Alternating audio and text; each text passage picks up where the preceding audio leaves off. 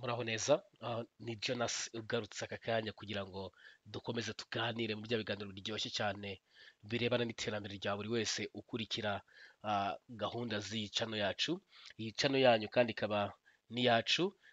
Uyu munsi tuje kubabwira byinshi bigezweho mu bijyanye n'iterambere, haba iry'uburezi ndetse n'ibijyanye no kwiga no gushaka akazi. Uyu munsi nta kindi tugiye kuganiraho by'umwihariko, turacyari muri rya terambere ryanyu.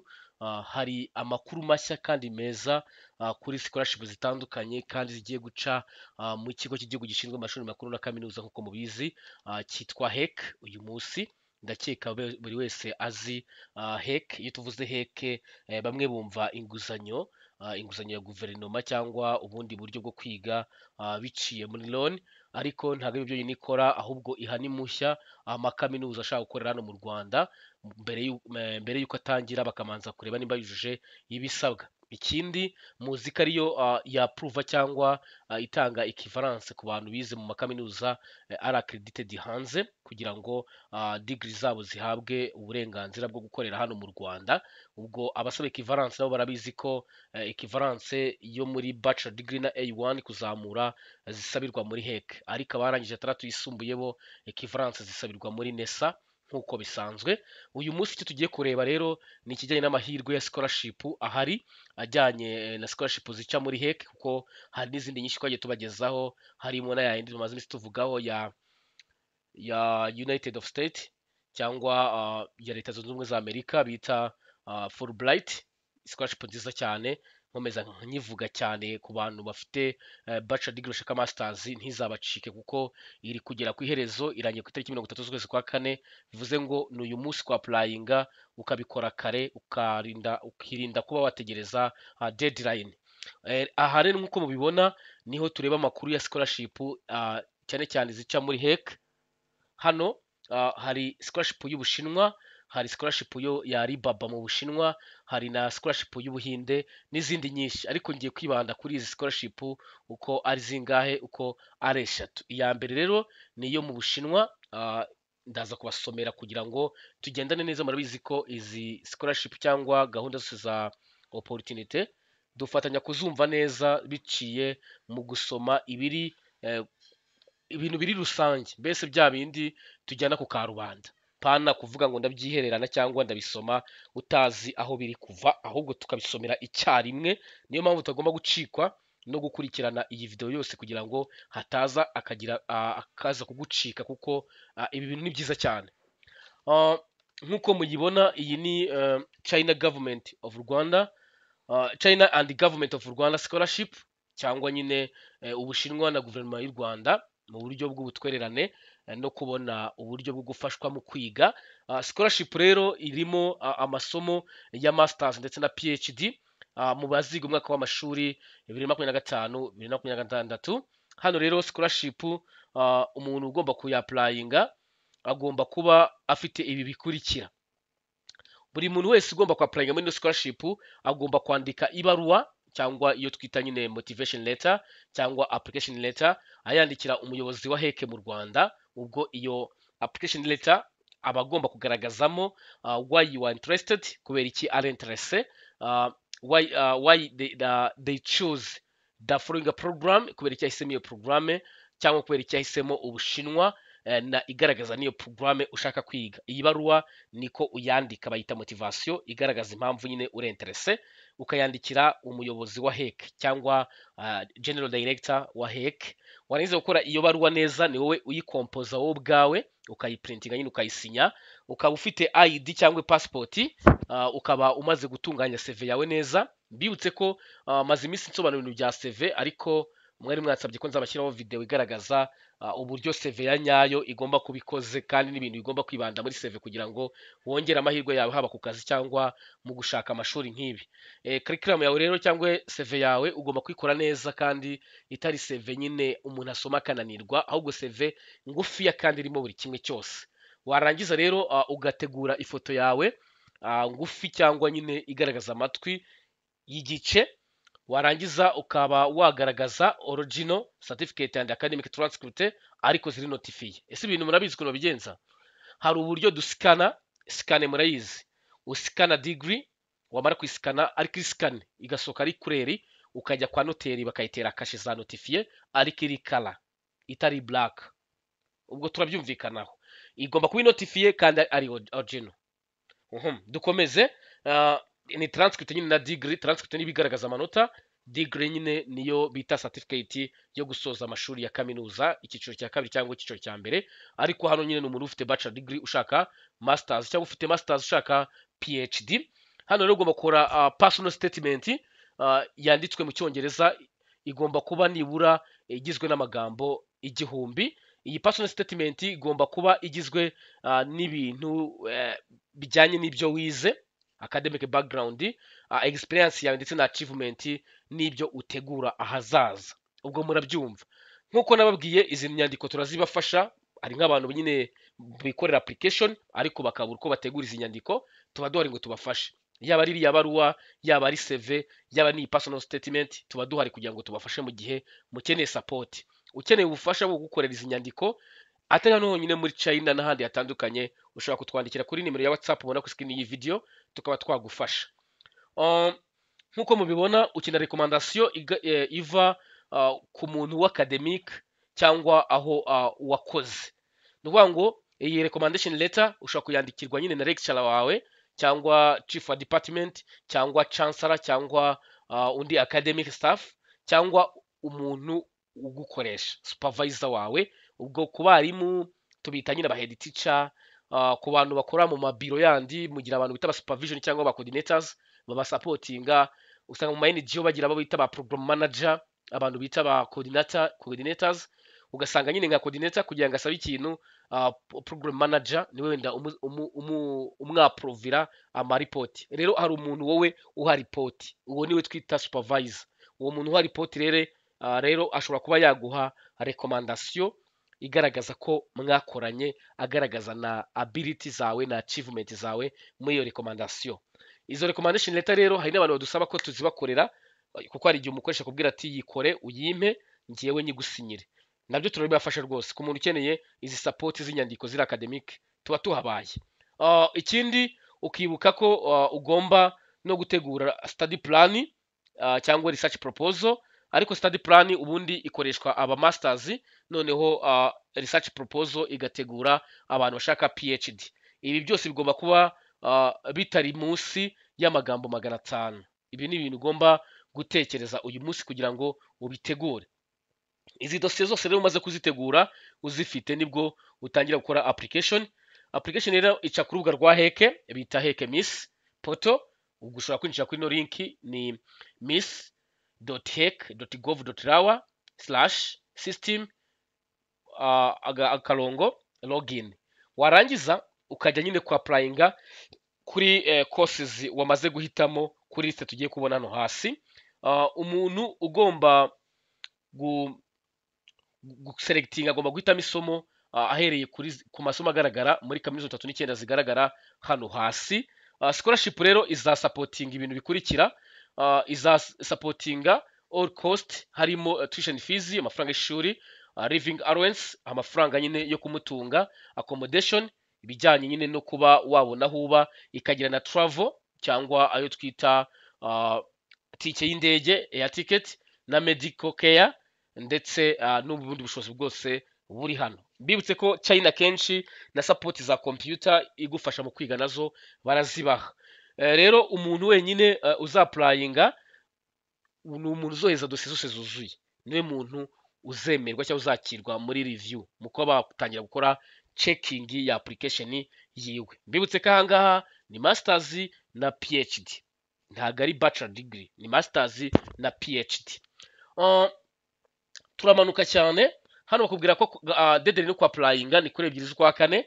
Uyu munsi wameze turi 27, akaya ndi kuvuga cyangwa ndi gukora iyi video turi 27 z'ukwa gatatu. Ubwo dusigaranye iminsi ya mbere ndakeka izaba ari nko kuwa kabiri, ubwo ni kuwa gatatu wa next week. Murumva rero ubikora bikore vuba, ndakeka nta kintu kigoye kirimo hano kuko nta passport bari kugusaba ngo urabanza kuyishyura, ni notifiye yonyine wenda ikazemo hano, ibindi byose biroroshye. Kandi notifiye ni ku irembo dekarara, ukegera etat civile akaguteraho kashe, ibintu bikaba birarangiye ko wakora application. Ku muntu ukeneye support tuba duhari kugira tumufashe, haba ari ku applying cyangwa gutunganya izindi dosiye zisabwa. Okay, kaminuza rero hano zifite imyanya muri no China scholarship ku bufatanye na guverinoma y'u Rwanda. Hano rero murabona hari university ifite masters muri public policy, muri kuyibona. Hari ifite masters muri program ya public administrations, ikagira indi ifite doctor cyangwa ibijyanye na PhD muri studies of national development, hakaba indi ya masters program muri urban rural planning, hakaza indi ya masters muri program ya traffic and transportation engineering, hakaza masters muri forest and economics policy, hakaza masters muri business administration ya program dukunda twese ndabizi cyane iyo bita MBA, hakaza masters muri program ya educational management and policies. Aba ni abantu baba barize uburezi babikunda cyane, murabona ko nabo bitaho cyane. Hakaza masters muri program business administration, murabona none kigarutse mu kaminuza hano. Hakaza masters muri program of tourism and hotel management ku bantu bize ibintu bya hoteli na tourism. Hano hakaza program muri industrial engineering and management, abantu rwose ibintu bijyanye n'inganda babikunda cyane, ibintu byo kumanaginga ibikorwa remezo n'ibindi bitandukanye. Hakaza master muri program of education, hano kantu ni keza cyane, abantu b'uburezi ndabizi ko babikunda. Hano hakaza indi masters muri program of information and communication engineering ku ba IT n'abandi bantu bize ibintu bya telecommunication na communication. Hano rero hakaza masters muri program of public diplomacy, murabizi ibintu nabyo birakunzwe cyane bijyanye n'ubutwererane cyangwa guteza imbere ibintu bijyanye na diplomasi. Hano rero tukomeza kuzindi masters zihari. Hari masters muri program international business, program muri public health ku bantu nyine bize ibintu by'ubuzima, haba bize nursing cyangwa bize public health muri bachelor. Hano rwose ibintu bisawa cyane. Haraza program muri fishery sciences, akaza masters muri program of auditing, akaza masters muri program for meteorology. Hano murabizi ko tumaze iminsi hano mu Rwanda biri kuba develope cyane, no muri Asia batangiye kubishyiramo mu buryo bwo kumenya imihindagurikire y'ikirere n'ibindi bitandukanye. Hano hari masters muri program of software engineering, hakaza masters muri program of public administration in international development governance, abantu rwose baba mu miyoborere cyane, hano murabona ko babibutse. Hakaza masters muri program of international public administration, hakaza rero ikijyanye na program muri professional accounting program. Bino bintu rwose murabizi ko hari nk'abantu bafite ama CPA babyize nyine hano mu Rwanda bashobora gukomeza mu bijyanye na accounting professional muri masters mu Bushinwa. Hano hari masters muri program in environmental engineering, bano bantu rero bize ibintu bya environment cyangwa ibijyanye no kwita ku bidukikije. Urabona hano babibutse cyane, mbibutse ko si kuba gusa warize ibi bintu, mwibuke n'abantu bize nk'ibintu by'amashyamba, ibintu bya agriculture, ibintu bya geography, muri environment bisangamo cyane. Hano rero hari program muri environmental and management sustainability cyangwa sustainable development. Hano ibijyanye na masters muri program of international relation, hari masters muri program of international law and Chinese law. Hano hari program muri electrical engineering. Hano hari masters muri rail of transit, electrification and information technology. N'ubundi abantu baba barize ibintu bya technology hano bakunda gukoreshwamo. Murabizi nk'ibintu cyo dukora by'ama transaction cyangwa uburyo bwo guhererekanya uburyo bw'ubutumwa cyangwa amafaranga, biba bisaba kuba ari abantu bazi ibijyanye na technology ya electric, uburyo bwo koherezanya ibintu ariko biciye mu buryo bwa technology. Hano rero mugomba kubyiga kugira ngo dukomeze tunirinde umutekano turi kumwe n'abantu bize cyber security. Aha bari sawa cyane. Hano rero hari izindi masters. Hano hari masters yo muri program of project management, iyi nayo nyemera kubi cyane, sinzi naba niba uyemera nawe wakibuka gukanda like kuri no video, kuko ubundi muri project management mbyemera cyane, ariko ntago igisigo bita business administration. Nize education ariko nayo education ntago njya nyisiga inyuma, bivuze ngo bambwiye ngo mitemo option eshanu, nahitamo education ziri ebyiri mwabonye muri policy ndetse no muri education masters. nkibuka project management na MBA. Urumva ko ahangaha hari utumba nkunda nanjye, ariko nawe hano harimo ibyo ukunda kandi bihuye n'ibyo wize.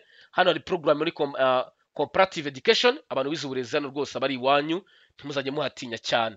Dukeneye nyine kunagira abantu bazaba muri policy makers, muri next generation, bazafasha igihugu cyangwa iterambere rya guverinoma yacu mu iterambere rya education. Murabona ko dutangiye kugira ikibazo cy'uburezi, ariko ndakeka ko haba ari guverinoma y'u Rwanda ndetse n'abafatanyabikorwa baracyabirimo cyane gushaka igisubizo kirambye. Ni nayo mpamvu abantu mwiga uburezi rwose mugomba nabyo kubyibuka, ntibagiwe n'abantu baba mu bintu bya tekinoloji. Nubwo mbona hari ibintu biri kwihuta cyane, ariko tugomba gukomeza gushyiramo agatege, tutibagiwe n'abantu baba mu buhinzi n'ibindi bintu bijyanye n'ibiribwa, kuko murabona tukeneye abantu bazi ibintu byo kwita ku mihindagurikire y'ikirere, kugira ngo iki kibazo kijyanye n'ubuhinzi cyangwa ibiva mu bikomoka mu byahinzwe bibe byatunganywa neza kandi byongerwe umusaruro cyane. Hano rero hari masters muri international communication, hakaza masters muri journalism and communication, hakaza masters muri rural development and management, hakaza masters muri program of development and governance, hakaza masters muri program of social work, hakaza masters muri program of advanced nursing practice. Ubwo abanasi murabyibuka cyangwa murabyumva neza. Hano hakaza masters muri program of transportation engineering, hakaza masters program muri administration and Chinese governance. Urumva izi ni masters mwese zibareba kandi zigomba kubafasha mu iterambere ryanyu rya buri munsi. Iyi application nk'uko nabivuze, mwibuke ko izarangira ku itariki zitari kure cyane, kuko ni kuri 2 z'ukwezi kwa 4 2025. Aya mahirwe rero yo kubona scholarship nk'iyi ngiyi izagusapotinga kubona RONC, harimo na tuition fees ndetse n'uburyo bwa transport na accommodation, ntizagucika. Nawe rero urabizi ko turi kwa applyinga no kugira ngo dusabe ko aya mahirwe natwe twayabonaho. Rero ntucikwe no gusaba, uzajya usaba bakwime wasabye, ahubwo ntuzirirwe ubwira umuntu ngo yarakwimye kandi utarigeze ugira ute umusaba. Ndibuka 2018 9 ikintu cyatumye nkomeza kwihatiriza ibintu byo kwitoza no kugira ubumenyi bwinshi. Numvise ikiganiro ndabyibuka nimba ari Sandrine Sheze yigeze kuvuga ibintu bijyanye no kudepoza, avuga ngo ni gute umuntu avuga ngo ni umushomeri ataradepoza na rimwe. Nimba utaradepoza na rimwe, kuki uvuga ngo uri umushomeri? Depoza, umara umwaka udepoza uvuga ati narashomereye kubera ko nagerageje. Umuntu aranadepoza n'umunsi n'umwe akita umushomeri gute? Cyangwa kuvuga ngo abantu barya ruswa, uvuga ko abantu barya ruswa gute utaradepoza ngo bikwimakaze? Try and fail, don't fail to try. Gerageza ibintu byawe urebe ko hari success ugira, kuruta ko wavuga abantu ngo bagira ute abantu barya ruswa. Icyo gihe nyine urumva uba uri kubwira abantu ko barya ruswa utaranagira n'icyo ubasaba ngo bakikwime wagize ute wagisabye, cyangwa wagitsindiye ntugire ute ntugihabwe. Niyo mpamvu rero ibintu nk'ibi iyo bisohotse ntukirimite ngo uvuge ngo ntabwo nakora application ngo hari ahantu ngo bagira ikene wabo ngo iki n'iki. Hoya, icyambere nuko ugomba kugerageza amahirwe yawe bikanga wagize ute wagerageje. Ikindi, iyo dukora application, impamvu usanga mu application menshi cyane batavuga amanota, haba muri bya UR bya bachelor degree n'ahandi hose, bavuga ubundi ko abantu bose bemerewe kwiga kaminuza. Ubwo tuvuze kwiga kaminuza, mwabonye itangazo twasohoye mbere rya heke turisubiramo rigaragaza ko ibintu bya principal pass bigiye kuvaho bahereye ku bana bakirangiza. Bivuga ngo rero umuntu wese warangije umwaka ufite 50 yemerewe gusaba kaminuza. Ku bantu bigiye cyashize bataragerwa, kuko mwabonye ko mwitangazo bavuga ngo abarangije mbere ya 2024 bemerewe gukomeza kugereza n'amahirwe bagendeye kuri principal pass kugeza imyaka 2 irangiye iri tangazo risohotse. Bivuze ngo bo nukureba ko afite principal pass agahita akora application. Ku uyu mwaka 2024 bo nuko bakora application mu gihe cyose bazi ko afite diplome, bafite ya 50%. Buri wese rero yemerewe ku applying. No kuri masters rero, iyi masters muri kubona hano cya PhD, buri wese yemerewe ku applying. Murabizi ko muri kaminuza n'umuntu udafite 50 ntago wa passing, uba nyine uri repeated. Bivuze ngo umuntu wese ufite degree muri kaminuza n'umuntu udafite 50% wese yemerewe ku applying. Mwese muri applying, noneho bakazaha ishuri cyangwa scholarship abantu barushije abandi mu applyings. For example, iyi masters muri kwireba gutya, hari abantu maze iminsi bari ku applying. Itangazo ryasohotse ryarira, tujye kurireba kuri 24 z'ukwezi kwa 3. bivuze ngo hashize iminsi 3 itangazo risohotse muri heke, bivuze ngo niba rimaze iminsi 3 hari abantu bamaze gusabumitinga, nabo sabumitinga mwese muzasabumitinga ari nk'abantu 300. wenda ino scholarship iba ikeneye abantu 15 cyangwa abantu 10. mu bantu 10 b'abantu 300 babatondeke bagendeye mu masomo bagiye basaba. Nimba muri isomo runaka barifitemo abantu 3, irindi 3, irindi 3 cyangwa irindi 2, babatondeke. Mu isomo ryawe wahisemo ushobora gusanga ari wenyine wasabye iryo somo, bazagufata. Nimusanga muri 5 bashaka 2, babatondeka wari ufite menshi aba ari we bafata. Pfa kuba buri wese yemera iki, yemereye kujya kwiga kaminuza. Scholarship akenshi cyane ntabwo ikunda kuvuga amanota muri application, iyavuga muri selection, kubera ko muri application buri wese wemerewe kwiga kaminuza bayemerewe ku applyinga, ahubwo bagafata ufite menshi kuruta abo ngabo bagendeye ku myanya ibigize ute ibihari. Murabyumva impamvu rero, niyo mpamvu buri wese wemerewe ku applyinga kaminuza iyo ari yo yose hano yagerageza amahirwe ye bikazanga yagerageje. Ikindi application is free, gusabumitinga ni ubuntu. Icyangombwa hano cyishyurwa ni iki cyonyine kijyanye na notifiye, kandi akeka no mu Rwanda document imwe ni 5, izindi document ebyiri ni certificate na transcript, ibyo bikangana n'ibihumbi 3. Ibindi byose ni ubuntu, kereka igihe utazi kubyikorera nyine nk'izi statement ukambwira ngo ngufashe ndayaguca. Mu gihe utazi kwiapplyinga ukambwira ati ngufashe ku applyinga ndayaguca. Mu gihe lecturer akubwiye ati negura recommendation letter uyime nyigusinyire ndayaguca.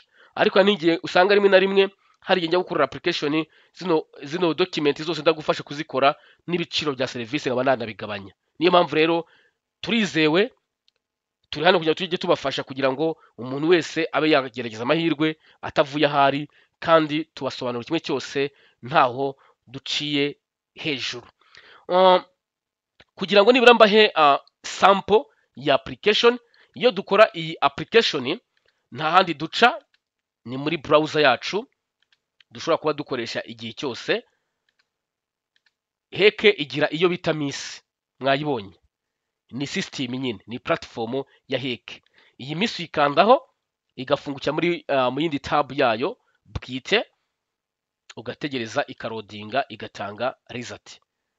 Mbibutse ko iyo uri gukora browsing ya link runaka ukabona iri gutinda gufunguka cyangwa iri gufunguka uburyo butuzuye, ushaka guhindura browser. Hari igihe iyo link iba itari compatible n'iyo browser, ukaba wayizana mu yindi browser like this window edge, ugakora paste, ugakanda enter, ukareba ko ishobora kwihuta kurusha aho tubanje. Hari igihe yihuta kurusha ahambere, wenda bitewe na browser uburyo yabaye developed. Hano ni muri Google Chrome, hano ni muri window edge. Nikomeza kwanga ndahindura indi browser. Ibi nabyo mu bigimenye ni troubleshooting y'uburyo bwo kureba aho ikibazo cyaba kiri kugira ngo uze ku applying uri safe. Hano ni muri Mozilla, naho ndahafungura ndebe aho ndibuze kubona result byihuse, ko nshobora gusanga ikibazo ndatari internet. Murabona ko muri window edge byamaze gufunguka na Chrome byafungutse. Okay, iyi ni Miss rero. Iyi system ya heke dukoreramo application zo gusaba scholarship za abroad, tutatuza hano handitse login and sign up, tukakandamo haza hano login, hano sign up. Hano n'abantu badafitemo konte yuzuzamo amazina ye, akazamo post name, akuzamo email. Ubwo amazina nababwiye kuri mutondeka murebe ko passport cyangwa ID byanditseho. Hano habanza izina riri ku ndangamuntu ribanza, hano kajya izina riheruka ku ndangamuntu.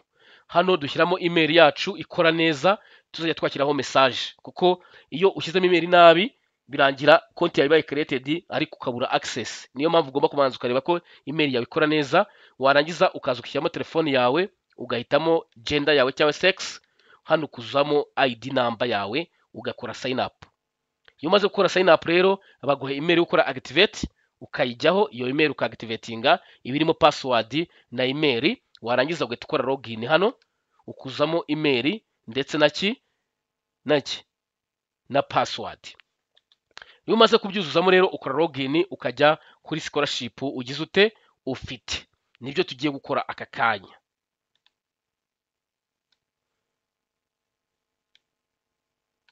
Yego, hano rero icyo nkora nta kindi, nshyiramo email yanjye.